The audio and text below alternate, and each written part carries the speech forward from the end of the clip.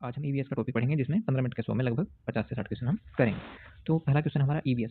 EVS जो है हमारा वो एकीकृत विषय क्यों है?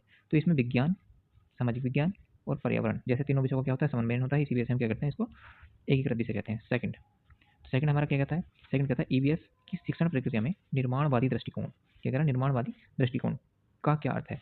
तो बच्चे जो है वो अपने अनुभव के आधार पर स्वयं का क्या करते हैं, ज्ञान का क्या करते हैं, निर्माण करते हैं। इसी वजह से इसको क्या कहते हैं, निर्माणवादी दृष्टिकोण कहते हैं। ठीक। इससे अगला क्वेश्चन हमारा, ईवीएस में सही ईवीएस का सही स्वरूप क्या है? तो ईवीएस का सही रूप क्या है? जीवन से जुड़ा, अनुभव आधारित और बाल केंद्रित। ये हमारा मतलब बच्चों क्या करता है, जीवन से जोड़ता है और अनुभव आधारित और बाल केंद्रित शिक्षा पर डिपेंड करता है। और इसमें क्या होगा हमारा अगला फोर्थ क्वेश्चन होगा हमारा ईवीएस। ईवीएस स्थानीय परिवेश को शामिल करने का क्या उद्देश्य है? मतलब ईवीएस में स्थानीय विषय इस स्थानीय परिवेश को शामिल करने का क्या उद्देश्य है? तो बच्चों को पूर्व ज्ञान से नए ज्ञान को जोड़ना। जो बच्चे में पूर्व ज्ञान होता है उसमें क्या करना है, उसको नए ज्ञान को जोड़ना। यही हमारा क्या है, ईवीएस का। अगला कह रहा है ईवीएस पांचवा, ईवीएस में पाठ्य पुस्तक की क्या भूमिका होनी चाहिए? तो बताओ क्या भूमिका होनी चाहिए? तो ईवीएस एक सहायक संसाधन के रूप में होना चाहिए, न कि एकमात्र स्रोत के रूप में। ठीक। अगला, ईवीएस में मूल्यांकन का सबसे उपयुक्त तरीका कौन सा है? तो सीसीई, सतत एवं व्यापक मूल्यांकन। क्या होना चाहिए? सतत एवं व्यापक मूल्यांकन, सीसीई। ये हमारा ठीक। और अगला क्वेश्चन देखिए, सातवां क्वेश्चन क्या कह रहा है हमारा? सातवां क्वेश्चन कह रहा है निम्न में से कौन सा ईवीएस शिक्षण का गलत उद्देश्य है? तो तथ्यों को रटना, सोच समझ कर नहीं पढ़ना, ये हमारा क्या हो गया, ये गलत उद्देश्य है। ईवीएस का हमारा आठवां उद्देश्य, आठवां क्वेश्चन क्या होगा? तो ईवीएस कक्षा में शिक्षक की भूमिका क्या होनी चाहिए? सहायक एवं मार्गदर्शक।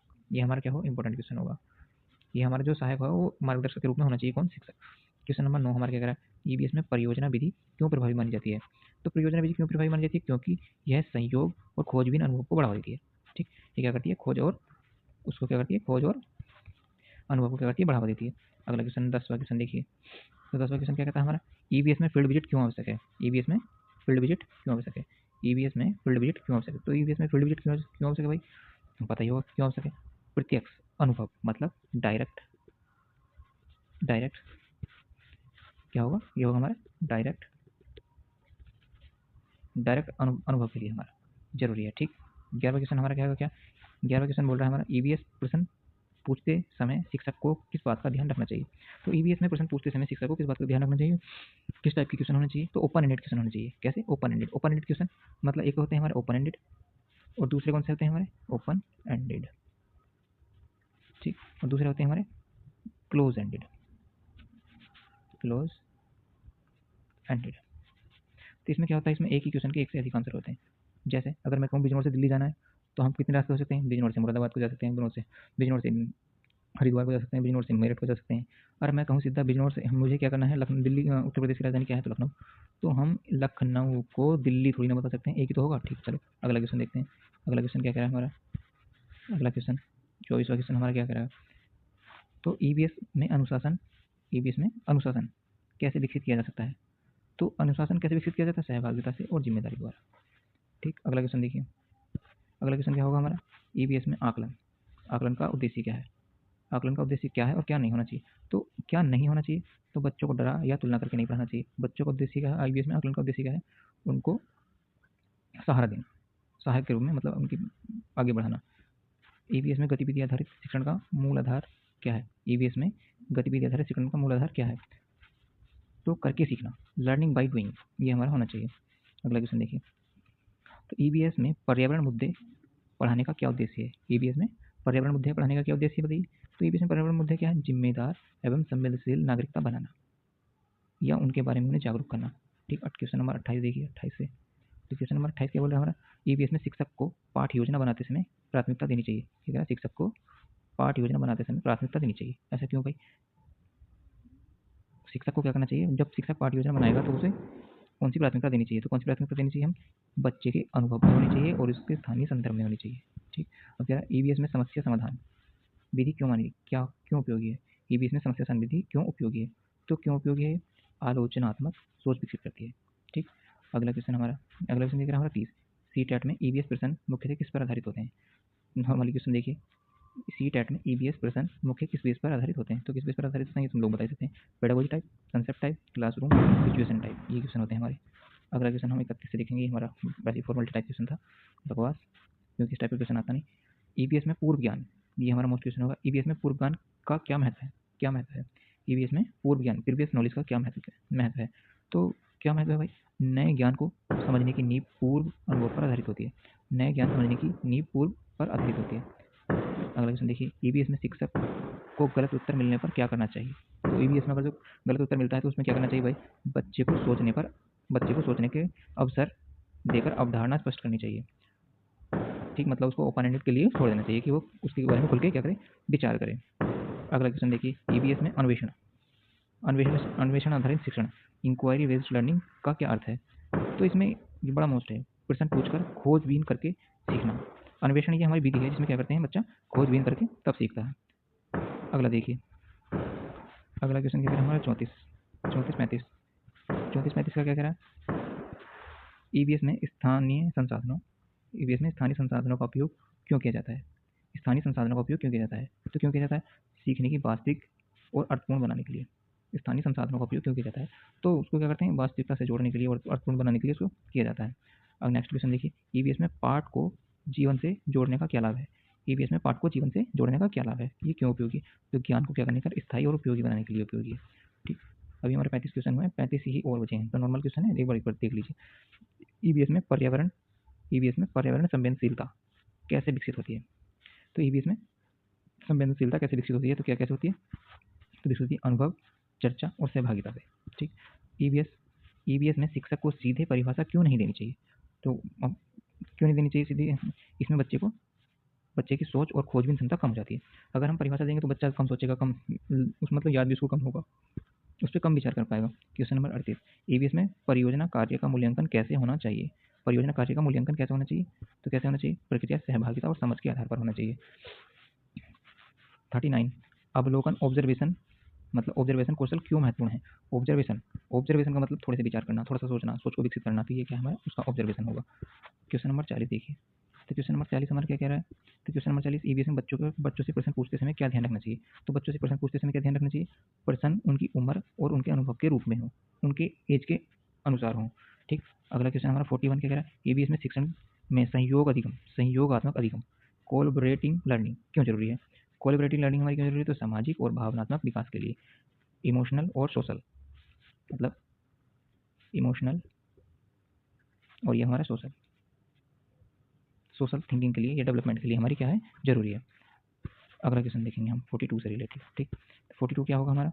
42 होगा हमारा ईवीएस में खुले अंत वाले प्रश्न क्यों जरूरी है? उससे क्या होती है भाई, हमारी तर्क विकसित होता है, सोच विकसित होती है। 43 क्या कह रहा है? ईवीएस में कक्षा चर्चा का मुख्य उद्देश्य क्या है? तो विचारों का आदान प्रदान करना या स्पष्टता को बढ़ाना या थिंकिंग को बढ़ाना। 44 क्या कह रहा है? ईवीएस में बाल सहभागिता कैसे बढ़ाई जा सकती है? बाल सहभागिता कैसे बढ़ाई जा सकती है? तो गतिविधियों प्रश्नों के माध्यम से। 45 ईवीएस में शिक्षक को पाठ योजना लचीली क्यों रखनी चाहिए? ईवीएस में शिक्षक की जो है वो पाठ योजना जो है वो लचीली क्यों रखनी चाहिए? तो क्यों रखनी चाहिए बताओ? बच्चों की प्रतिक्रिया के अनुसार शिक्षण ढालने के लिए। ठीक, आइए 46, क्वेश्चन नंबर 46 ये बोल रहा है हमारा, क्या बोल रहा है 46, ईवीएस में अनुभव आधारित अधिगम क्यों प्रभावी है? अधिगम अनुभव आधारित क्यों होना चाहिए? तो ये अनुभव में क्या होगा, बच्चे देखकर करके बेहतरीन सीखते हैं। अगला क्वेश्चन हमारा 47, पाठ्यक्रम का स्वरूप कैसा होना चाहिए? तो पाठ्यक्रम का स्वरूप क्या कैसा होना चाहिए? एकीकृत और जीवन उपयोगी। तो एकीकृत का हमारा क्या उद्देश्य है? एकीकृत में कौन कौन से होते हैं हमारे? सामाजिक, सोशल होते हैं, और साइंस होता है, और हमारा क्या होता है? पर्यावरण। ये हमारे 3 विषय होते हैं इसमें, जिसकी वजह से क्या हमारा जो इसको एकीकृत बोलते हैं, और जीवन उपयोगी होता ही होता है। ठीक, चलिए 48 और 10 11 क्वेश्चन होंगे अभी हमारी, बस 3 4 मिनट की क्लास और होगी हमारी। ये देखिए, तो क्या रहेगा हमारा? ईवीएस मूल्यांकन आधारित अधिगम का संबंध क्या है? क्या क्या बोल रहा है? मूल्यांकन और अधिगम का संबंध क्या है? दोनों साथ साथ चलते हैं, मूल्यांकन भी होगा, अधिगम होगा तो मूल्यांकन होगा। और ईवीएस शिक्षण टीएलएम का चयन कैसा होना चाहिए? तो टीएलएम का चयन कैसे होना चाहिए? सरल, स्थानीय और बच्चों के अनुकूल। ठीक, तो बच्चों के कैसा होना चाहिए? अनुकूल होना चाहिए। ईवीएस में क्या है? बच्चों की जिज्ञासा को कैसे प्रोत्साहित किया जा सकता है? बच्चों की जिज्ञासा को, तो बच्चों की जिज्ञासा प्रश्न पूछने की स्वतंत्रता देकर बच्चे को खुली छूट देनी चाहिए प्रश्न पूछने के लिए। तो ईवीएस पर्यावरण संरक्षण का सही तरीका क्या है? ईवीएस में पर्यावरण संरक्षण पढ़ाने का सही तरीका क्या है? तो ये क्या होना चाहिए हमारा?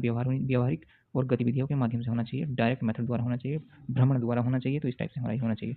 ठीक, चलिए आगे चलते हैं। और तो आइए देखिए, पर्यावरण संरक्षण पढ़ाने का सही तरीका, व्यवहार गतिविधियों के माध्यम। नैतिक मूल्यों का विकास कैसे होता है? नैतिक मूल्यों का जो है विकास वो कैसे होता है? तो सहयोग, साझा कार्य और जिम्मेदारी से। शिक्षण में डर मुक्त वातावरण क्यों जरूरी है? ईबीएस शिक्षण में डर मुक्त वातावरण क्यों जरूरी है? ताकि बच्चा खुलकर सोच समझकर बोल सके और सोच विकसित कर सके, विकास हो सके, इसलिए जरूरी है। ईबीएस शिक्षक को सर्वज्ञ की भूमिका क्यों नहीं निभानी चाहिए? नहीं निभानी चाहिए? क्योंकि सीखने की प्रक्रिया में बच्चे की भी सक्रिय भागीदारी होनी चाहिए। मतलब एक्टिव होना चाहिए। बच्चा क्या है? एक्टिव होना चाहिए। बच्चा भी एक्टिव होना चाहिए। बच्चा कभी भी पैसिव में फॉर्म में नहीं होना चाहिए। आइए अगला देखिए, ईबीएस शिक्षक को सर्वज्ञ की भूमिका क्यों नहीं निभानी चाहिए? क्योंकि सीखने की प्रक्रिया में बच्चा सक्रिय होना चाहिए। ईबीएस समस्या आधारित शिक्षण, प्रॉब्लम बेस्ड लर्निंग का क्या लाभ है? वास्तविक जीवन से जुड़ी सोच विकसित करता है। समस्या आधारित शिक्षण, पाठ ईबीएस में पाठ का प्रारंभ कैसे होता है? तो बच्चों के अनुभव से होता है। ईबीएस में पाठ का समापन कैसे होना चाहिए? चर्चा और चिंतन के साथ। चिंतन क्या है? एक किसी भी चीज़ का क्या होती है? सॉल्यूशन होती है चिंतन। 58 क्वेश्चन, सामाजिक मुद्दों को शामिल क्यों किया जाना चाहिए? ईबीएस में जो है वो सामाजिक मुद्दों को क्यों शामिल किया जाना चाहिए? सामाजिक जिम्मेदारियां विकसित करने के लिए। ठीक। 59 क्वेश्चन, ईबीएस रटने की प्रवृत्ति क्यों हतोत्साहित की जाती है? रटने की प्रवृत्ति को क्यों हटाना चाहिए? क्योंकि समझ अधिक महत्वपूर्ण होती है। लास्ट 10 क्वेश्चन, ईबीएस शिक्षण का व्यवहार कैसा होना चाहिए? ईबीएस में शिक्षक का व्यवहार कैसा होना चाहिए? तो सहयोगी होना चाहिए, संवेदनशील होना चाहिए और प्रोत्साहक होना चाहिए। सहयोगी, संवेदनशील और प्रोत्साहक होना चाहिए। ईबीएस में बहुसंवेदनशील शिक्षण का क्या अर्थ है? मल्टी सेंसर लर्निंग का क्या अर्थ है? तो मल्टी सेंसर लर्निंग का क्या है? देखकर होना चाहिए, सुनकर होना चाहिए और करके होना चाहिए। 62, ईबीएस में बच्चों को समूह क्यों बैठाया जाता है? ईबीएस में बच्चों को समूह क्यों जाता है? सामाजिक सहभागिता को बढ़ाने के लिए हो जाता है। सामाजिक सहभागिता को क्या करने के लिए? बढ़ाने के लिए हो जाता है। अब अगला क्वेश्चन हमारा क्या है? ईबीएस में अनौपचारिक मूल्यांकन क्यों जरूरी है? ईबीएस में हमारा अनौपचारिक मूल्यांकन क्यों जरूरी है? तो बच्चों की वास्तविक प्रगति को जानने के लिए। अगला क्वेश्चन हमारा 64 क्वेश्चन हमारा 64 क्वेश्चन क्या होगा हमारा? ईबीएस में बाल केंद्रित कक्षा की पहचान क्यों आवश्यकता है? ईबीएस में बाल केंद्रित कक्षा की पहचान क्यों आवश्यकता है? तो बालकों की बाल गतिविधि, कम शिक्षक बोलना। अगला क्वेश्चन देखिए हमारा, ईबीएस में शिक्षक को पाठ्यपुस्तक से बाहर क्यों रखा जाता है? ईबीएस में शिक्षक को पाठ्यपुस्तक से बाहर क्यों रखा जाता है? जीवन आधारित सीखने के लिए। जीवन आधारित सीखने के लिए। ठीक। ईबीएस में रोल प्ले को क्यों महत्वता दी जाती है? सामाजिक समझ और विभक्ति के लिए। ईबीएस में बच्चों की विविधता को कैसे सम्मान दिया जाता है? अनुभव और पृष्ठभूमि को स्वीकार कर। अगला क्वेश्चन, ईबीएस में अनुभव साझा करना क्यों जरूरी है? सामूहिक सीखने के लिए। ईबीएस दीर्घकालिक प्रभाव क्यों होना चाहिए? जिम्मेदारी और संवेदनशील नागरिकता का निर्माण करने के लिए। लास्ट क्वेश्चन 70, सीटेट में ईबीएस पेडागोजी का मुख्य उद्देश्य क्या है? शिक्षक की बाल केंद्रित समझ का मूल्यांकन करना। ठीक। कल हमारी एक क्लास होगी। कल क्या होगी हमारी एक? कल हमारी एक क्लास होगी जिसमें हमारा क्या होगा? हमारा सीडीपी के कल हम 3 साइंटिस्ट, 3 मनोवैज्ञानिक। कौन कौन? गुथरी, हल और कौन सा? थॉर्नडाइक। इन 3 मनोवैज्ञानिक पर मात्र 15 मिनट चर्चा करेंगे। और ये 15 मिनट में उन लोगों को पता होगा कि हमने क्या पढ़ा, क्या नहीं पढ़ा, जिनका सीटेट क्वालिफाई है। ये 15 मिनट में हम वो चीज़ सीखेंगे जो उन्हें खुद को नहीं पता होने का, जिन्होंने सीटेट पढ़ रखा कि हाँ कुछ था, मतलब कुछ अलग ही क्लास होगी। सीडीपी जिन्होंने सीटेट क्वालिफाई कर रखा, उन्हें पता है कि थॉर्नडाइक के बारे में सारी डिटेल। मगर थॉर्नडाइक की माँ बहन करने वाले ये 2, क्लर्क हॉल और गुथरी, इन्होंने क्या काम करा? इसके सिद्धांतों को बेकार बता दिया कि ये गलत है। इसके बारे में हम थोड़ी सी चर्चा करेंगे, ज़्यादा नहीं, बस सिर्फ 15 मिनट। और 15 मिनट में तुम्हारे 3 कंसेप्ट क्लियर।